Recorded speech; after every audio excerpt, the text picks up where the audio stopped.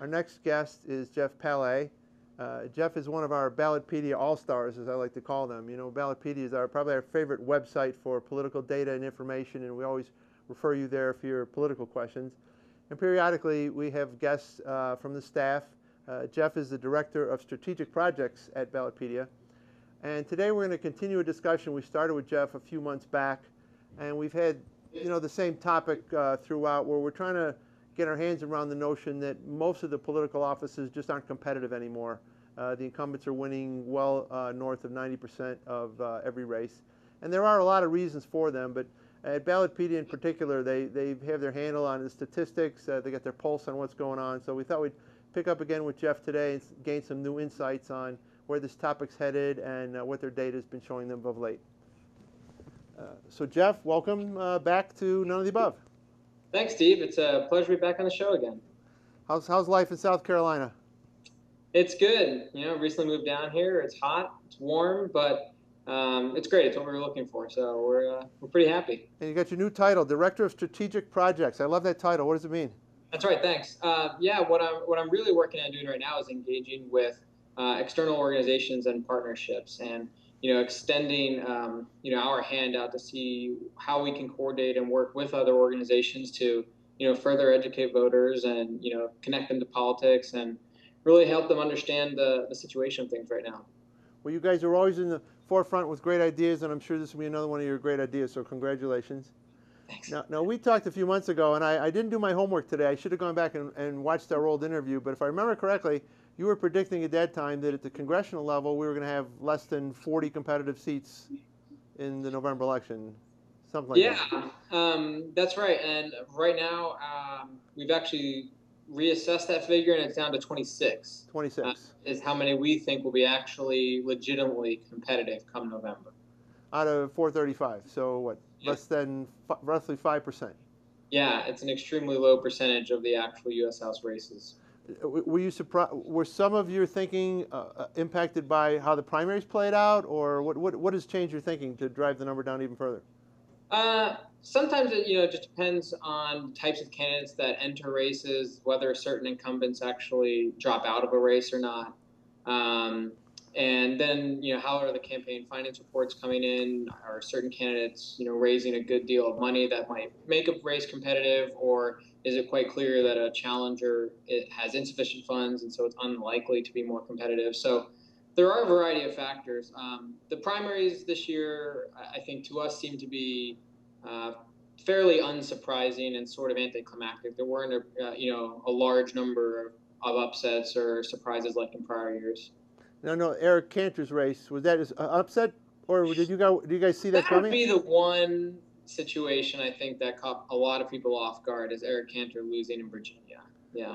So that probably actually has now become a competitive race, I guess. It's an extremely red district, so it's unlikely to be competitive, I think, based on our assessment of how we think the race will turn out. Oh, I hadn't heard any predictions on that one, so I'm gonna, as always, I trust you guys that your data speaks well. So what are you finding? What are you finding? What are some of the updates you have in terms of the direction we're going on competitiveness and what's driving this? Mm-hmm. Well, so far this year, with respect to the state legislative and congressional races, there's probably been a reduction in the number of actual competitive races that we've seen. There's been a decline in the number of incumbents that have been defeated in state legislative primaries, which makes us think that either there are fewer, legitimate candidates that are stepping up to the plate, or it's possible that people are just not voting in primaries as much, they're not turning out to the polls, or maybe they're just happy with their elected officials. Although I think polls would probably speak otherwise with respect to that.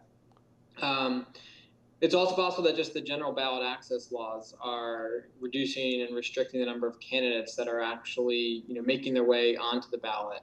And that could be one of the reasons why there's been sort of a plateauing effect, I think, of competitive primaries. So you have two concepts you introduced here. Maybe we drill down a little. First of all, our earlier conversation, I think, was pretty much targeted at the national level. You're now looking at statistics across the board at all levels of races, state level, municipal as well, or primarily state level? Primarily state level. We're just hitting the tip of the iceberg with our municipal level races like school boards and cities. We really haven't accrued enough data yet to learn too much yet, but we're excited about getting some really concrete data down the road. And if I understood you correctly, you're saying that more incumbents this year won primaries than maybe in a normal year would happen on a percentage basis? Yeah, we're a little more than halfway through the season, and on the whole, we expect that there will be a reduction in the number of incumbents who are defeated nationwide. Now, that doesn't mean, though, that that's the case in every state. We have seen a handful of states where there's been actually an uptick where it did seem like a large number of incumbents were being challenged or were defeated. The one that really stood out so far this year with state legislative elections was Texas. Um, there was it seemed to be a pretty powerful presence of some sort of grassroots objection to some of the existing incumbents, and you had a handful of incumbents retire before the primary even took place, who that seemed to be surprises down there, and then you had a number of longtime incumbents defeated in pretty high-profile challenges that seemed to indicate some kind of maybe growing tide in Texas. We didn't see that kind of thing nationwide, at least we haven't yet. But some of the states, there does seem to be a rise in the use of primaries as a venue to challenge an existing incumbent. And I think we talked about that before. The action is more even at the primary level now than at the general election level. Yeah, and it really should be, considering given all the factors, you have a much lower turnout rate in primaries, typically 10% of the general election turnout. That 10% is typically going to be a highly educated voter, I guess, for lack of a better term, since to actually show up for a primary, you often really want to, take your time to understand the candidates and what's going on at the polls, because there's such a small number of voters who show up to the polls for primaries. So between the lower turnout in primaries and just the fact that general elections are typically so one-sided because of the major party control of most of the seats from redistricting and just general population movement, primaries are a really interesting venue for candidates and groups to try to engage into a dialogue with existing incumbents. Now, I watch the Business Channel when I'm home a lot, and I know that in the earlier part of the year, the GDP numbers dropped and everything got blamed on the weather. Were you seeing a weather impact this year on primaries? Did this harsh winter particularly impact turnout? I wouldn't guess that it did. I suppose what you could wonder about is whether the harsh winter impacted the number of candidates who qualified via the ballot access process with respect to signatures. If you're a candidate in a cold weather state and you're trying to gather signatures in January to qualify for a February deadline, you might run into some really big challenges if it's 0 degrees and there's 10 feet of snow on the ground in Wisconsin. So we haven't really tried to really connect the dots there or not, but that certainly wouldn't surprise me. So in other words, the turnout's already low. Maybe it averages 18% or 20%. You haven't tried to figure out if it went down 2% this year, that might have had a weather impact. No, yeah, we haven't had a chance to do that yet, but that's a really interesting point and something we could certainly look into, I think, and see what we can find. But now you said we're halfway through the season. We're in the summer now, Yep. So I don't think the weather would have an impact during the primary season now. Right now, I mean, and there was an increase in turnout in Eric Cantor's situation. Actually, there were about 12,000 voters who came out to the polls in this year's primary relative to Cantor's primary from 2 years ago.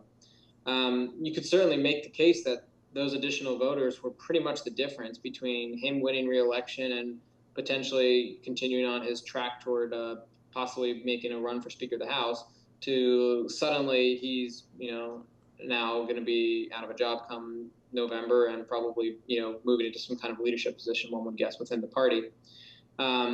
Those 12,000 voters are probably the difference in a district of 800,000 people, give or take.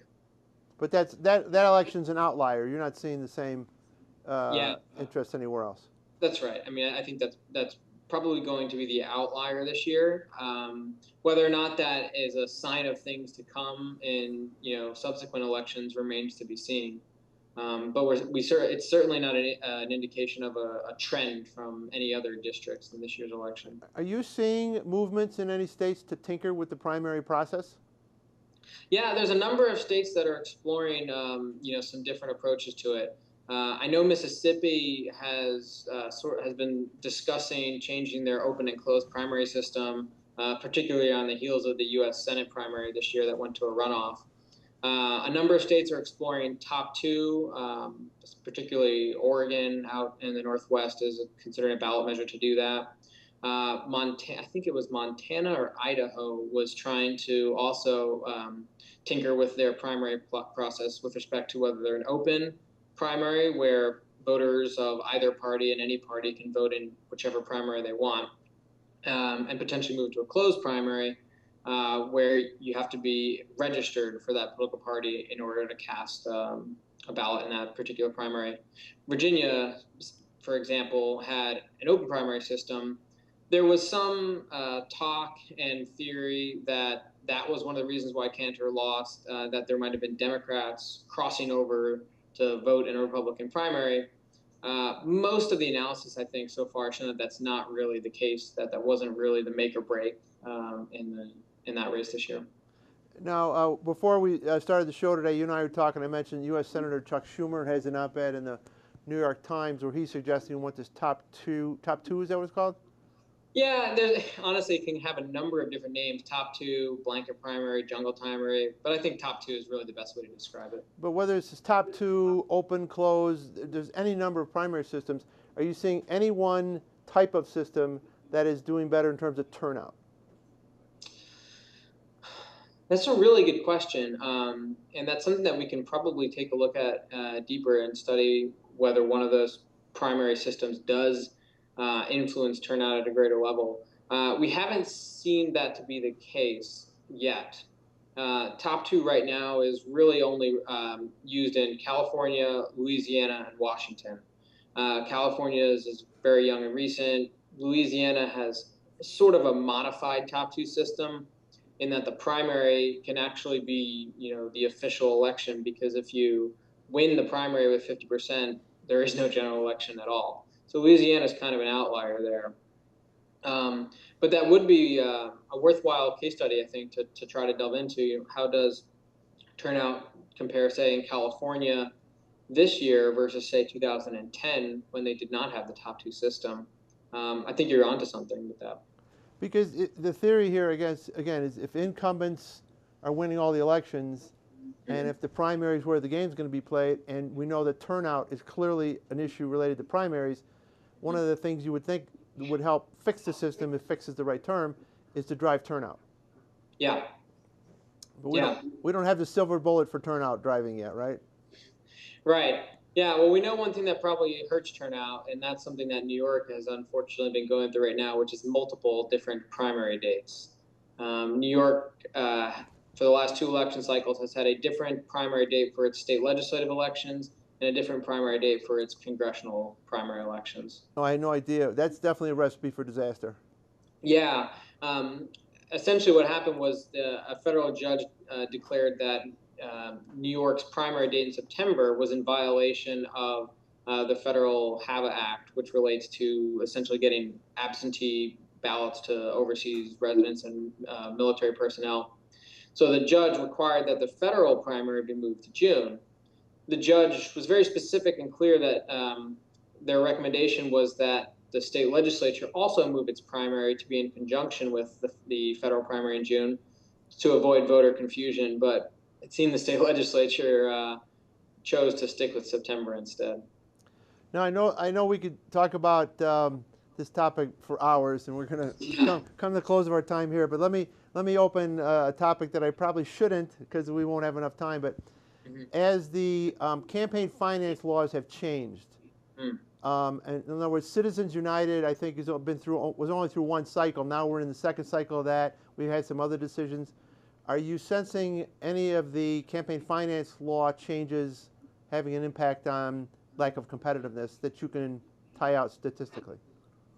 That's an interesting one. I think you probably are seeing some elections becoming more competitive when a challenger has greater financial freedom to try to go up against an incumbent with a war chest from 6 straight uncompetitive election cycles. Really, what the open campaign finance laws do is probably allow for candidates and challengers to better compete with an incumbent who, let's say they had 6 straight unopposed elections, and each cycle they were raising $100,000 that they didn't really have to spend. Well, if a credible challenger ever came along, this incumbent would be well positioned to be able to fight off any kind of challenge, unless that challenger was able to raise a sizable amount of funding. So we have seen some cases where a challenger clearly was able to put up a better fight strictly because they had more cash on hand than they might have. There are some states that have public funding laws around either caps or minimum funding levels to provide to a challenger, depending on the situation. I think that point, though, is really interesting. It makes me think about New Hampshire and how they hold elections and the impact of campaign finance there. And I think New Hampshire is a fascinating case study because you have 400 members of their state house, which is a huge governing body. They each represent about 3,000 citizens. And so what you end up having happen with each election cycle is that there's only about $500,000 spent on the entirety of the state house campaigns. All 400 seats, all 1,000 candidates who run for office, cumulatively combined, spend about $500,000, which is pittance compared to some Texas state Senate districts where each candidate raises multi-million dollars. And the New Hampshire elections are often wildly competitive and extremely unpredictable because you're dealing with these smaller districts where it's easier for all candidates to go door to door, meet their voters at their houses, meet their voters at the grocery store. And in a way, whatever the campaign finance laws are in New Hampshire, it doesn't particularly matter because you have these smaller districts and so much more volatility with respect to the elections each year. And again, we'll save this one for next time, but I want you thinking about Citizens United. The reason I asked it, and I thought what the answer might be, is I understand that that type of donor is now playing at the state level. So that's why I was wondering if you had seen an impact of that influence of money in state level race. But again, save that one for next time. We'll we could probably have this conversation on every show I do. So. You're probably good. It's a really interesting one. Geoff, you're knowledgeable as always. We appreciate your time, and I think I gave you more work assignments today than you gave me. So I think you did. I think I've got some homework to do, and I've got to come back to you with some really interesting statistics and follow-up for next time. All right, let's do a follow-up. Thanks so much. Sounds good, Steve. Thanks a lot. Thanks. Bye-bye.